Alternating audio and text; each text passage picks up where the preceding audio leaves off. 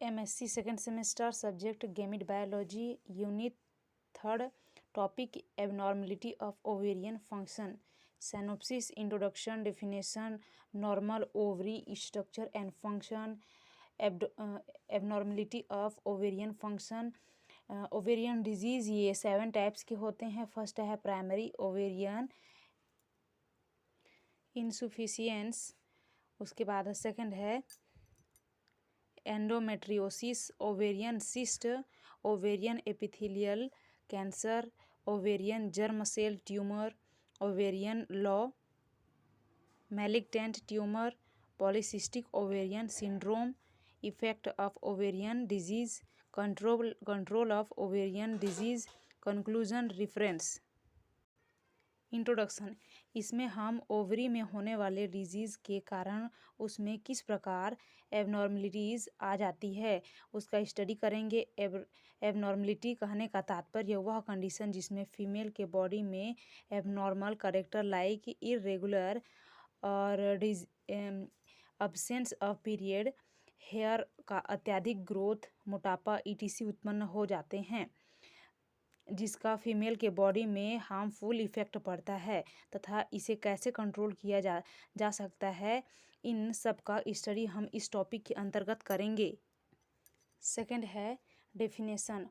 Ovarian disease ऐसे condition है जो फीमेल में होती है तथा उनकी reproductive system and normal health को इफ़ेक्ट करती है, जिसे एबनॉर्मलिटी ऑफ ओवेरियन फंक्शन कहा जाता है।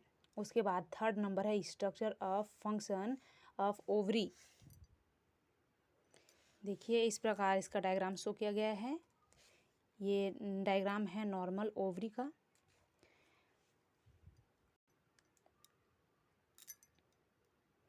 उसके बाद फीमेल रिप्रोडक्टिव सिस्टम का डायग्राम इस प्रकार शो किया गया है। ओवरी से प्रिमोर्डियल फॉलिकल रिलीज होते हैं। फॉलिकल के चारों ओर लेयर होता है जिसमें ग्रोथ स्टार्ट होता है। 12 दिन में फॉलिकल मैच्योर हो जाता है जिसे ग्राफियन फॉलिकल कहते हैं। 14 दिन बाद ये ग्राफियन फॉलिकल एग रिलीज करता है। ग्राफियन ट्यूब में यह प्रोसेस ओवल्यूशन कहलाती है। ग्राफियन फॉलिकल से एग रिलीज होने के पश्चात ये कॉर्पस ल्यूटियम में कन्वर्ट हो जाती है। ये प्रेगनेंसी को सपोर्ट करती है। ग्रोथ के बाद यह 20 दिन पर फुल मैच्योर हो जाता है। यह एग का फर्टिलाइजेशन नहीं होता है। यदि एग का फर्टिलाइजेशन नहीं होता है तो वे डीजनरेट होना स्टार्ट कर देता है तथा येलो से वाइट 28 डे में बॉडी में कन्वर्ट हो जाता है, जिसके कारण एस्ट्रोजन एंड प्रोजेस्टेरॉन का लेवल डाउन होता जाता है। इसके बाद मेंस्ट्रुएशन 28 डे के बाद हो जाती है तथा यह साइकिल फिर से स्टार्ट हो जाती है। देखिए प्रिमोर्डियल फॉलिकल से प्राइमरी फॉलिकल्स, उसके बाद सेकेंडरी, उसके बाद मैच्योर, उसके बाद कॉर्टेक्स, उसके बाद एवोल्यूशन, उसके बाद कार्पस ल्यूटियम, उसके बाद कार्पस एल्ब्यूकेंस। और उसी तरह हम देखते हैं फीमेल रिप्रोडक्शन सिस्टम को। ये फॉलिपियन ट्यूब है। ये वाले पार्ट्स को यूट्रस कहते हैं। ये नॉर्मल ओवरी है। और ये देखिए ये वाला ओवरी, ये ओवेरियन सिस्ट है। ये वाले पार्ट ये ओवेरियन सिस्ट, ये ovary, endometriosis, vagina, cortex. 4 number है एबनॉर्मलिटीज़ ऑफ ओवेरियन फंक्शन।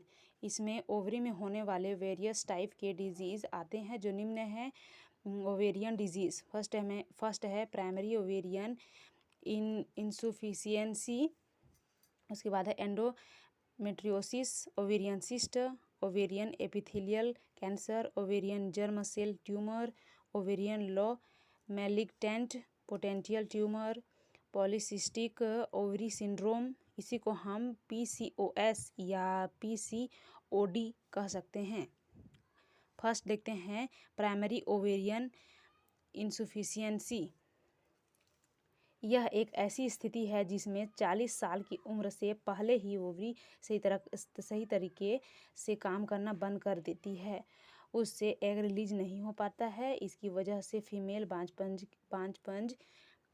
बांझपन की शिकार हो जाती है और पीरियड में भी कमी आ जाती है या नहीं के बराबर होती है। सिम्टम्स इसके हैं पीरियड बंद हो जाना, फीमेल को अचानक बुखार वाली सर्दी महसूस होना, रात को ज़्यादा मात्रा में पसीना निकलना, आंखें सूखी चिड़चिड़े प्रवृत्ति के हो जाना, ये सब इसके लक्षण है। कॉसेस है गुणसूत्र में परिवर्तन हो जाने के कारण, विष जैसे सिगरेट का धुआं, रसायन, कीटनाशक, अज्ञात कारकों के कारण अक्सर ओवेरियन इनसफिशियंस होती है। ट्रीटमेंट, डेली एक्सरसाइज करने से पीरियड मेंटेन रहता है। एक्सरसाइज करने से एस्ट्रोजन लेवल मेंटेन रहता है। उसके बाद सेकंड है एंडोमेट्रियोसिस। एक ऐसी स्थिति है जिसमें एंडोमेट्रियोसिस टिश्यू यूट्रस के बाहर बढ़ता है। आमतौर पर यह रिप्रोडक्टिव ऑर्गन जैसे ओवरी, फॉलोपियन ट्यूब या श्रेणी के अंदर। सिम्टम्स है इसके पीरियड के बीच स्पॉटिंग या ब्लीडिंग, बांझपन, सेक्स के दौरान पेन, पेशाब के दौरान पेन, भारी पीरियड साइकिल, रक्तस्राव। कॉसेस है इसका कोई सिंगल तथा सटीक कारण नहीं है। ट्रीटमेंट, हार्मोनल उपचार किया जाता है। एक्सट्रीम सिचुएशन में सर्जरी की जाती है। थर्ड है ओवेरियन सिस्ट। ओवरी में बनने वाले सिस्ट होते हैं। ये ओवेरियन सिस्ट ओवरी में बनने वाले सिस्ट होते हैं जो दिखने में किसी छोटी थैली की तरह होते हैं जिसमें तरल, हवा या अन्य पदार्थ भरा होता है। ओवरी फीमेल की रिप्रोडक्टिव सिस्टम का इम्पॉर्टेंट पार्ट होता है जो कि यूट्रस के दोनों साइड निचले पेट में स्थित होते हैं। इसके सिम्टम्स है पेट फूलना या सूजन, पेनफुल टूल्स एक्सक्रेट, जांग में पेन, फीवर तथा चक्कर आना। कॉसेस है यह जेनेटिकली रूप से ट्रांसफ़र होते हैं। मोटापा के कारण ओवेरियन सिस्ट होने की संभावना होती है। रिप्रोडक्टिव मेडिसिन के अधिक सेवन से यह होता है। ट्रीटमेंट है हार्मोनल पिल्स और सर्जरी, रेगुलर एक्सरसाइज। उसके बाद है 4 नंबर है ओवेरियन एपिथेलियल कैंसर। यह सबसे कॉमन टाइप का ओवेरियन कैंसर है। ओवरी में होने वाले ऑलमोस्ट 90% ट्यूमर एपिथेलियल होते हैं जो फीमेल के हेल्थ को इफ़ेक्ट करते हैं। इसके सिम्टम्स हैं पेट में दबाव, दर्द, सूजन, पेल्विक एरिया में गांठ हो जाना, अचानक पेशाब लगना, खाने में परेशानी या पेट भरा हुआ महसूस होना। कॉसेस है फैमिली में यदि किसी को पेट के कैंसर, ओवरी कैंसर होने पर इसका खतरा बढ़ता है। स्मोकिंग की हैबिट भी इसका कारण बन सकता है। ट्रीटमेंट, सर्जरी के द्वारा ओवरी जिसमें कैंसर हो जाता है उसे बाहर निकालना, कीमोथेरेपी और विकिरण चिकित्सा। कैंसर सेल्स को नष्ट करने के लिए कीमो में रसायन थेरेपी में उपचार। उसके बाद 5 नंबर है ovarian germ cell tumour. Ovarian germ cell tumour उन सेल से डेवलप होते हैं जो एग का फॉर्मेशन करते हैं। ये यंग फीमेल में होता है। इसके कारण ओवरी में अनियमित ग्रोथ होता है। सिम्टम्स है पेट में सूजन, पेट में दबाव या दर्द, मेनोपॉज के बाद वेजाना ब्लीडिंग। कॉसेस है कुछ जेनेटिक कंडीशन जो एक्स्ट्रा और मिसिंग सेक्स क्रोमोसोम का कारण बनती है।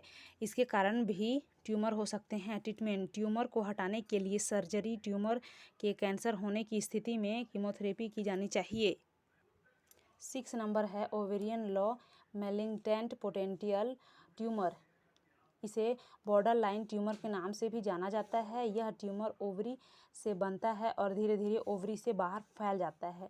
यह ज़्यादातर यंग फीमेल को इफ़ेक्ट करता है। यह रिप्रोडक्टिव सिस्टम को बाधित करता है। सिम्टम्स हैं पेट दर्द या सूजन, आंत की समस्या या कब्ज होना होता है। कॉसेस है हार्मोनल स्टिमुलेशन के कारण। ट्रीटमेंट ओवरी को सर्जरी द्वारा हटाना, ट्यूमर को बाहर निकालना। उसके बाद है 7 नंबर है पॉलीसिस्टिक ओवेरियन सिंड्रोम। इसी को हम PCOS भी कह सकते हैं। इसे पॉलीसिस्टिक ओवेरियन डिजीज़ भी कहते हैं। यह कॉमन हार्मोन प्रॉब्लम है जो हार्मोन के इम्बैलेंस के कारण होता है। जब एंड्रोजन का लेवल बढ़ जाता है तो यह डिजीज़ देखने को मिलता है। सिम्टम्स है इरेगुलर पीरियड, हैवी पीरियड आना, हेयर ग्रोथ अधिक, प्रेग्नेंट होने में डिफ़िकल्ट। कॉसेस है जेनेटिक फैक्टर। फैमिली में यदि किसी को PCOS है तो इसके होने के चांस बढ़ते हैं। ट्रीटमेंट रेगुलर एक्सरसाइज, प्रोटीन युक्त food like non veg, egg and green vegetable खाना। 5 नंबर है effect of ovarian disease. Pregnancy की समस्या। फर्स्ट है प्रेगनेंसी की समस्या, फीमेल में पीरियड की इरेगुलर, एब्डोमिनल में पेन की समस्या, फीमेल को चक्कर आना, उल्टी की समस्या। उसके बाद 6 नंबर है control of ovarian disease.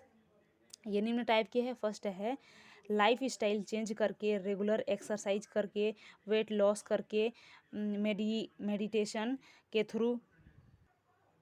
7 number है कंक्लूजन। ओवरऑल स्टडी से यह पता चलता है कि फीमेल रिप्रोडक्टिव सिस्टम ओवरी में वेरियस टाइप के डिजीज़ होने के कारण फीमेल में एबनॉर्मलिटी आ जाती है, जिसके कई कारण होते हैं और कई लक्षण को देखने को मिलता है, जिसके कारण इनमें कई इफ़ेक्ट होते हैं। परंतु रेगुलर एक्सरसाइज तथा हेल्दी डाइट लेकर इस सब प्रॉब्लम से बचा जा सकता है।